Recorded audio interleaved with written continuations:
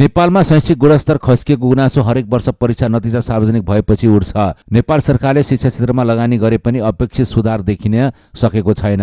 यस्तै अवस्थामा ताप्लेजुङको फताङलुङ गाउँपालिका स्थित सरस्वती माविमा अभिभावकहरू नै शैक्षिक सुधारका लागि सक्रिय बनेका छन्। विद्यालयमा विद्यार्थी र शिक्षकको उपस्थिति सामान्य प्रक्रिया हो, तर यो विद्यालयमा अभिभावकहरू पनि हरेक दिन उपस्थित हुन्छन्। उहाँहरू पढ्न वा पढाउन आउने होइनन्, बरु विद्यालयको अनुशासन, हाजिरी र पठन पाठन प्रभावकारी छ कि छैन भनेर निगरानी गर्दछन्। विद्यालयका अभिभावकले पालो मिलाएर दैनिक रूपमा एकजना विद्यालयमा समय बिताउँछन्।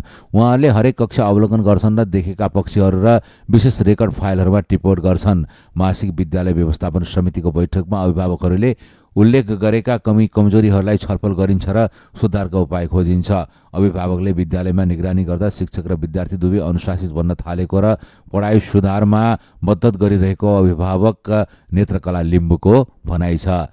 अब सरहरूले विद्यार्थी कसरी सिकाउँछ, राम्रो सिकाउँछ सिकाउँदैन, विद्यार्थीहरू बाहिर निस्किँदैन कस्तो छ भनेर हेर्नु। विद्यालय व्यवस्थापन समितिले पनि यो अभ्यासलाई महत्त्वपूर्ण ठानेको छ।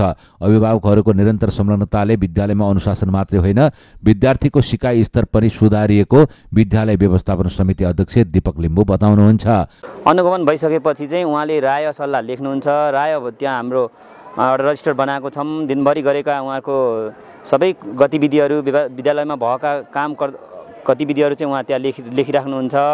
त्यो हामी मासिक बैठक बस्छौँ। मासिक बैठकमा चाहिँ हामीले त्यसको अनुमोदन गर्छौँ।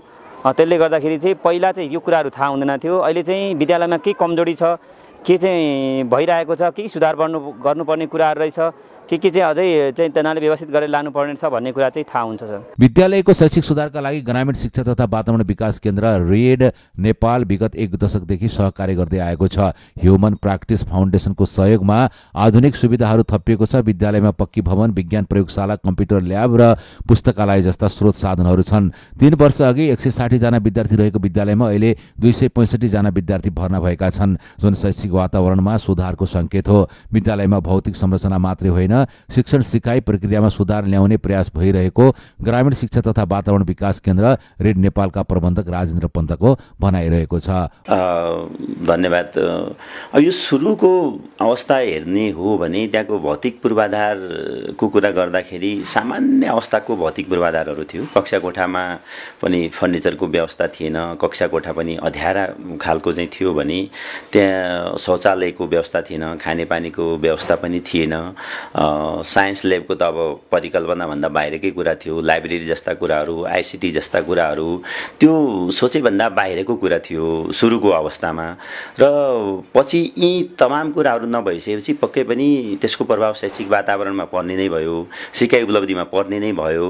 र पछि गएर हामीले त्यसमा चाहिँ भौतिक पूर्वाधारदेखि लिएर कक्षा कोठाको शैक्षिक सामग्रीको व्यवस्थापनदेखि लिएर तालिमको व्यवस्थापनदेखि लिएर अभिभावक शिक्षादेखि लिएर विद्यालय व्यवस्थापन समितिको क्षमता अभिवृद्धि जस्ता कामहरू बिस्तारै गर्दै जाँदाखेरि अहिले जुन सरस्वती माध्यमिक विद्यालयको जुन संरचना विकास भएको छ, जुन पढाइको स्तर वृद्धि भएको छ, त्यो धेरै वर्षदेखिको चाहिँ लगानी, धेरै वर्षदेखिको सबैको सहयोगबाट प्राप्त भएको नतिजा हो।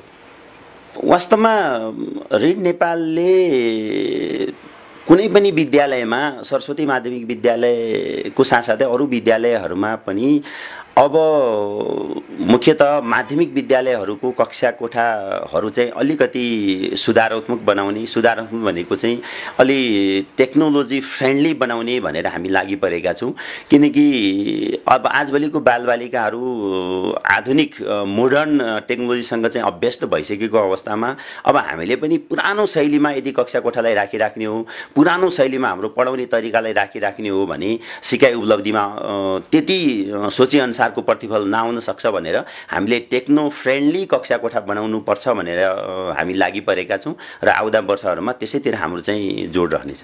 अभिभावक, शिक्षक र विद्यार्थीहरूको सहकार्यले सरस्वती माविमा सुधार आएको विद्यालय प्रशासन र अभिभावकहरू दुवै मान्दछन्। यो अभ्यासलाई अन्य विद्यालयले पनि अनुकरण गर्न सकेमा शिक्षाको गुणस्तरमा सुधार ल्याउन सकिने देखिन्छ। चिकित्सा गर्ने ठाउँ रातभरि कराउनु पर्ने, कराउँदै त्यहाँबाट रगत पनि आउने। वैद्यिक आयुर्वेदमा गएपछि दबाई निरन्तरसँग खाएँ र अहिले मलाई ठुलो विश्वास आयुर्वेदमा छ। म साह्रै पीडित भएर म त्यो खुसीको आँसु हो।